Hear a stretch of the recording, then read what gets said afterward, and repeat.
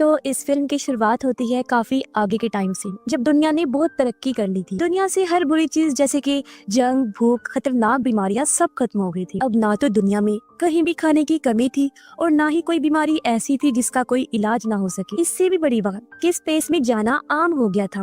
हर कोई अब आराम से आसमान की सैर को जा सकता था। इसी बीच हम एक स्पेसशिप में कहानी की मेन कैरेक्टर मैक्स को देखते हैं। मैक्स को भी घूमने का बहुत शौक था, इसलिए वो अपने खास स्पेसशिप से गैलेक्सी में घूमने निकला हुआ था। उसे हर प्लेनेट पर जाने, वहाँ के रहन सहन के बारे में जानने का बहुत शौक था। हालांकि उसकी फैमिली हमेशा उसे कहती थी कि बस वापिस आ जाओ और अपनी पढ़ाई पर ध्यान दो, लेकिन क्योंकि उसे पढ़ाई का शौक तो था नहीं, इसलिए वो अपनी फैमिली की बातों पर ध्यान नहीं दिया करता था। इसी बीच अचानक एक चट्टान का टुकड़ा मैक्स की स्पेसशिप से आकर टकरा जाता है, जिससे वो कंट्रोल से बाहर हो गया। सिस्टम में खराबी होने लगी, लाइट्स खराब हुई, अलार्म बजने लगी। ये देखते हुए मैक्स ने जल्दी जल्दी स्पेसशिप को नीचे उतारना चाहा, लेकिन सिस्टम पूरी तरह खराब हो गया और स्पेसशिप गिरने लगा। देखते ही देखते शिप एक अनजान प्लेनेट के आइलैंड पर तबाह हो गया और फिर स्पेसशिप में धमाका होने से पहले ही मैक्स उसमें से उतर गया और अब वो इस अनजान आइलैंड पर फंस चुका था। यहाँ दूर दूर तक कोई नजर नहीं आ रहा था जो उसकी मदद को आता। ये आइलैंड काफी अजीब था, रेगिस्तान जैसा। ज्यादा अंधेरा तो नहीं था, बस खामोशी थी जो डरा देने वाला माहौल बना रही। खैर,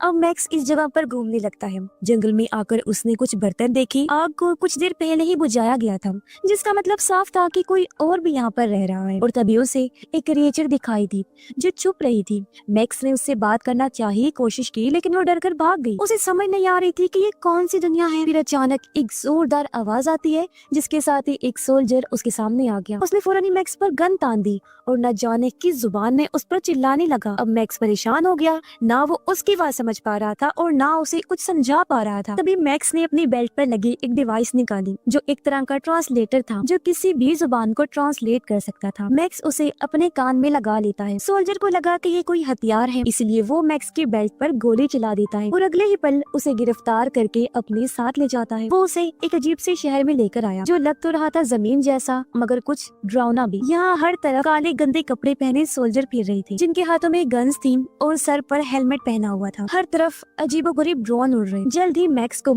एक लैब में लाया गया, जहाँ कुछ साइंटिस्ट थे। वो लोग दरअसल मैक्स को कोई एलियन समझ रहे थे, इसलिए उसके सर पर डिवाइस वाला एक हेलमेट लगा देते, क्योंकि वो इस डिवाइस के जरिए मैक्स के ख्यालों को पढ़ के उसका हर एक राज जानना चाहती थी। लेकिन जल्द ही उन लोगों को लगने लगा कि ये कोई एलियन नहीं है, बल्कि एक पागल इंसान है। इसीलिए उसे पागल खाने भेजने का फैसला किया जाता है। ये काम एक सीनियर सोल्जर के जिम्मे लगाया गया, जिसका नाम गाय था। अचानक सभी लोग जोर जोर से गीत गाने लगे, जो उनके मुल्क और गवर्नमेंट के उनके दिल में प्यार का गीत था। उन्हें देखने से ऐसा लग रहा था वो जैसे किसी के कंट्रोल में हो और इस गीत के अलावा इनके दिमाग में और कुछ ना हो। ये सब चीजें मैक्स को काफी अजीब और फनी भी लग रही थी। साथ ही उसे शक भी हो रहा था। पर अचानक एक सोल्जर जमीन पर गिर पड़ा, बुरी तरह उसे दौरे पड़ने लगे। इसलिए अथॉरिटी वाले उसे उठाकर ले जाते हैं, जो देखकर मैक्स का शक और बढ़ जाता है। अब मैक्स को जब पागल खाने ले जाया जा रहा था, तो वो वहाँ के बुरे हालात देख रहा था कि सब कितना खराब है। सड़कें, बिल्डिंग्स टूटी हुई हैं और हर 2-3 किलोमीटर के फासले पर अजीब तरह के टावर्स हैं। इस बारे में वो गाय से पूछता है कि ये टावर किस लिए हैं। तब गाय कहता है कि वो क्या है ना, आजकल बागियों की तादाद काफी बढ़ गई है, वो यहाँ आते रहते हैं,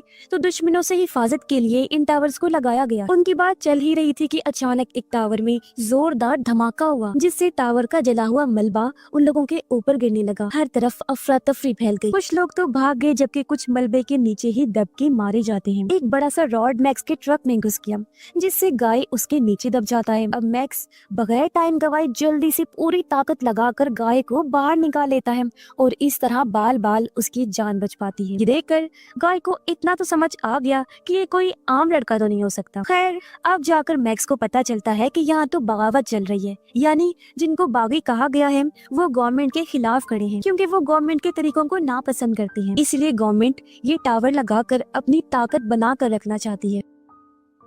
ये लोग पैदल ही आगे बढ़ जाते हैं। मेन शहर में आने के बाद एक ताकतवर आदमी दिखाया जाता है, जो रिसर्च डिपार्टमेंट का हेड होता है। वो अपने एजेंट को हुक्म देता है कि वो मैक्स को मेरे पास लेकर आए, जबकि उससे पहले मैक्स को इस बार एक बड़े से टैंक में बंद करके रखा जाता है, क्योंकि साइंटिस्ट उसके दिमाग को और अंदर से परखना चाहते थे। लेकिन तभी यहाँ डिपार्टमेंट हेड का एजेंट आकर बगैर किसी की इजाजत के मैक्स को वहाँ से ले जाता है। इसी बीच हम एक वकील को देखते हैं, जिसने भी काफी देर से मैक्स पर नजर रखी हुई थी, लेकिन जब उसने टाइम देखा वो काफी घबरा गया। जल्दी से बाथरूम में जाकर वो लॉक हो जाता है, पर अचानक उसे भी वही दौरा पड़ने लगता है। उधर एजेंट जब मैक्स को ले जा रहा था तो बार बार घड़ी को देखकर उसके भी पसीने छूट रही थी। अचानक उसे भी दौरा पड़ गया और ये देखकर कुछ लोग एजेंट को बंदी बनाकर अपने साथ ले जाते हैं और आसपास के लोग एक बार फिर गीत गाने लगते हैं। अब लोग मैक्स को देखकर उसे बागे कहने लगे, क्योंकि वो उनकी तरह गीत जो नहीं गा रहा था। वो उस पर चिल्लाने लगी। तब इस भगदड़ का फायदा उठाकर मैक्स वहाँ से भाग जाता है। अब पता चलता है कि फादर्स नामी एक ग्रुप है जिसमें वो सारे फादर्स यहाँ पर राज करते हैं, जिनमें रिसर्च डिपार्टमेंट का हेड और उसका एजेंट भी शामिल थे। अब इनके कुछ रूल्स थे। जो भी फादर छोटी सी भी गलती अगर करता तो बाकी फादर्स उसे मार दिया करती थी। अब मैक्स एक बार में गया जहाँ की वेट्रेस उसे काफी अच्छी लगी। दोनों की कुछ देर तक बातें हुई और उनकी अच्छी दोस्ती हो गई। एक दूसरा बदतमीज कस्टमर वेट्रेस से बदतमीजी करने लगा। मैक्स ने उसे रोकने की कोशिश की, लेकिन दोनों की लड़ाई हो जाती है। उसने कई बार मैक्स पर हमले किए, लेकिन उसने हर हमले को नाकाम बना दिया क्योंकि उसके पास बहुत ताकतें थी। इसके बाद मैक्स ने वेट्रेस को यहाँ आने तक की सारी कहानी बताई। बातों ही बातों में उसे पता चला कि वेट्रेस गाय की बहन है। वेट्रेस मैक्स को अपने घर ले जा रही थी तो वो भी खुशी खुशी मान गया, लेकिन जब दोनों बार से बाहर आई तो वो बदतमीज आदमी फिर से आ गया। इस बार वो अपने गुंडे भी साथ लेकर आया था मैक्स से बदला लेने के लिए। अब मैक्स भी जानता था कि इनसे कैसे निपटना है। जैसे ही उन लोगों ने तलवार से हमला किया, मैक्स बड़े ही आराम से बच गया और अब वो लोग मैक्स पर झपट पड़े, लेकिन उस पर तो कोई असर ही नहीं हो रहा था। वो सबको मारकर गिरा देता है। इसी के साथ गैंग के बाकी लोग भी आ गए जिनके पास बड़े बड़े हथियार थे। एक ने मैक्स की टांग में रस्सी डाली जबकि दूसरे ने हथियार से हमला कर दिया, मगर उसने उनके ही हथियारों को उनके खिलाफ इस्तेमाल करके सबको ढेर कर दिया। अब सिर्फ वो बदतमीज आदमी बचा था।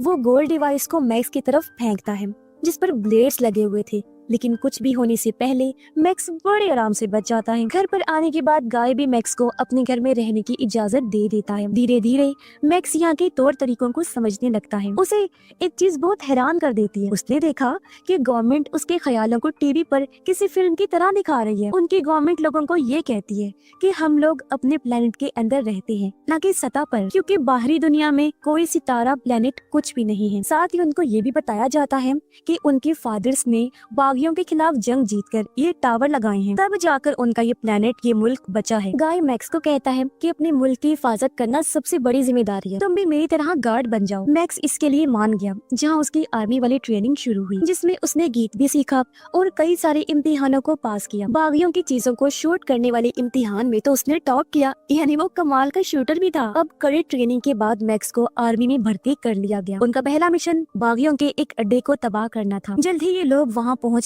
और इन्होंने वहाँ हमला कर दिया। बॉम्ब फेंके गए और बागियों को घसीटा गया। ये चीज मैक्स को अजीब लगी, क्योंकि उसने देखा कि बागी लोग कोई मॉन्स्टर क्रिएचर नहीं हैं, बल्कि ये तो कुछ डरे हुए लोग हैं। ये देख मैक्स ने उन्हें ना मारने का फैसला करके बंदूक नीचे फेंक दी, जबकि बाकी लोग बुरी तरह बागियों को मार रहे थे, जानवरों की तरह घसीट कर उन्हें ले जाया जा रहा था। और ये चीज जाहिर मैक्स को भी बहुत अजीब लगी और बुरा भी लगा।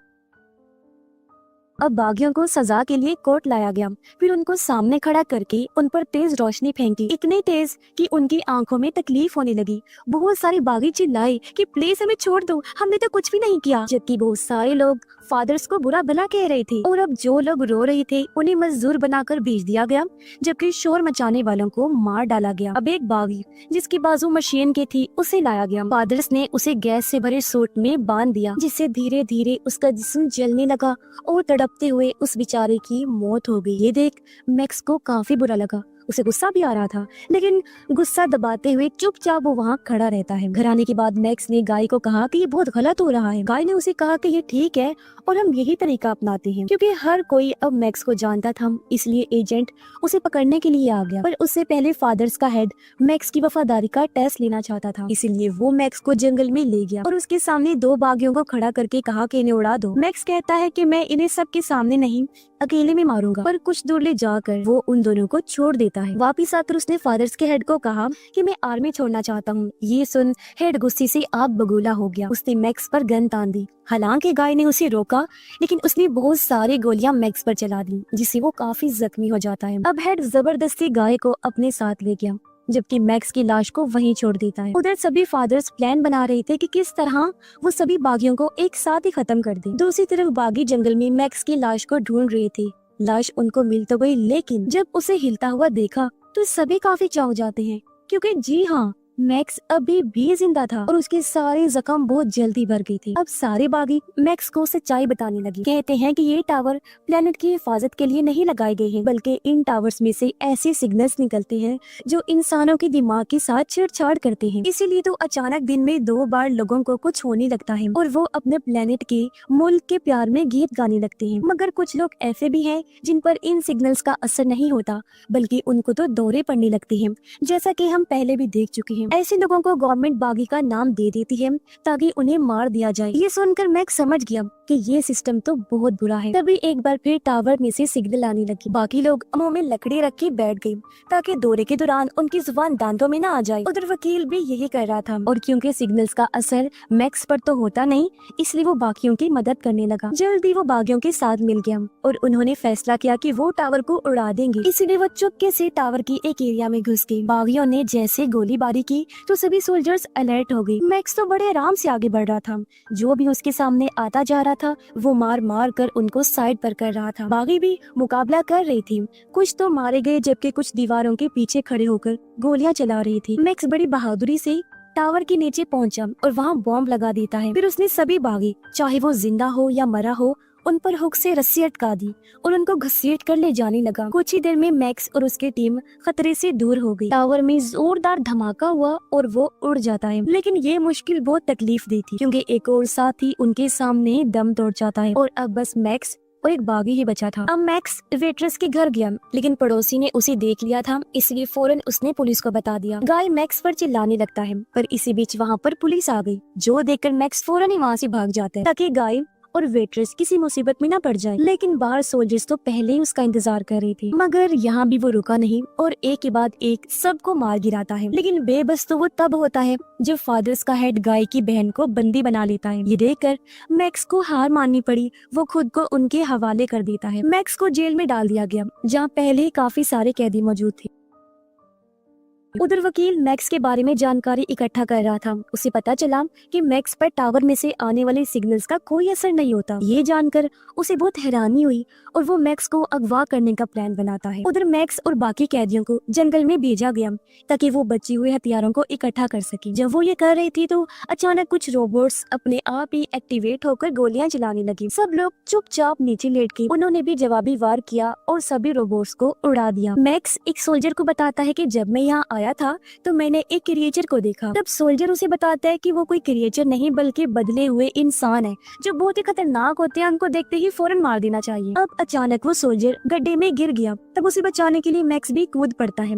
ये एक सुरंग थी, इसलिए दोनों छानबीन करने आगे बढ़ने लगी। इन्हें एक काफी पुरानी लैब नजर आती है, लेकिन इसी बीच एक क्रिएचर भी वहाँ आ गया। वो लोग जब छानबीन कर रहे थे तो क्रिएचर सोल्जर पर हमला करके उसे पकड़ लेता है। इससे पहले वो उसे मारता मैक्स सोल्जर को बचा लेता है। फिर वो खुद क्रिएचर से लड़ने लगा और आखिर उसे गिराकर कैद कर लेता है। लेकिन मैक्स को एहसास हुआ कि अगर सोल्जर को मौका मिला तो वो इस क्रिएचर को मार देगा, इसलिए मैक्स क्रिएचर को आजाद कर देता है। अगले दिन मैक्स और 2 साथी जंगल में घूम रही थी। तभी उनकी नजर लाल टैंक पर गई जो झाड़ियों में फंसा हुआ था। इससे पहले ये लोग लाल टैंक के पास जाते काले टैंक्स उन पर हमला करने लगे। हालांकि वो भी जवाबी वार कर रही थी, लेकिन उनके किसी भी हमले का टैंक्स पर कोई असर नहीं हो रहा था। ये देख मैक्स को एक आइडिया आया और उसने लाल टैंक पर हमला कर दिया, जिससे अब लाल टैंक ब्लैक टैंक्स पर ही हमला कर देता है। एक एक करके उसने सारे ब्लैक टैंक्स उड़ा दिए। अब मैक्स जल्दी से लाल टैंक के अंदर घुस गया। फिर उसने सारी तारों को काटकर टैंक को डीएक्टिवेट कर दिया। अब मैक्स वहाँ से भागने का प्लान बना चुका था, लेकिन कोई और उसके साथ जाना नहीं चाहता था क्योंकि उन्हें लग रहा था कि ये इतना आसान नहीं होगा, ये किसी खतरे से खाली नहीं है। इसीलिए मैक्स अकेला ही टैंक लेकर चल पड़ा। हालांकि रास्ते में बिछाए गए बहुत सारे बॉम्ब्स ने टैंक पर हमला किया, लेकिन उसे कुछ भी नहीं हुआ। उधर वकील को जब पता चला कि मैक्स जेल से भाग गया है तो गुस्से में आकर उसने अपने ऑफिस की सारी चीजों को तोड़ फोड़ कर दिया। थोड़ा दूर आने पर मैक्स को कुछ फौजी मिले जो सभी गाड़ियों को चेक कर रही थी। जैसे ही एक फौजी ऊपर आया, मैक्स खुश हो गया क्योंकि वो और कोई नहीं बल्कि गाय था। उसे देखते ही मैक्स अंदर खींच लेता है और बस फिर क्या था, वो बिना रुके गेट तोड़कर वहाँ से भाग जाता है। हालांकि फौजियों ने बहुत गोलियां चलाई, लेकिन कोई असर नहीं हुआ। अब गाय काफी चौंक गया। वो हैरान होते हुए मैक्स से पूछता है कि भाई मुझे क्यों अंदर खींचा और कहाँ लेकर जा रहे हो। इसमें मैक्स कहता है रिलैक्स हो जाओ मेरे दोस्त, मैं तुम्हें एक नई जिंदगी दिखाने ले जा रहा हूँ जो यहाँ से बहुत बेहतर होगी। ये बात सुनकर दोनों काफी खुशी से आगे बढ़े और इसी के साथ इस फिल्म की कहानी यहीं पर खत्म हो जाती है।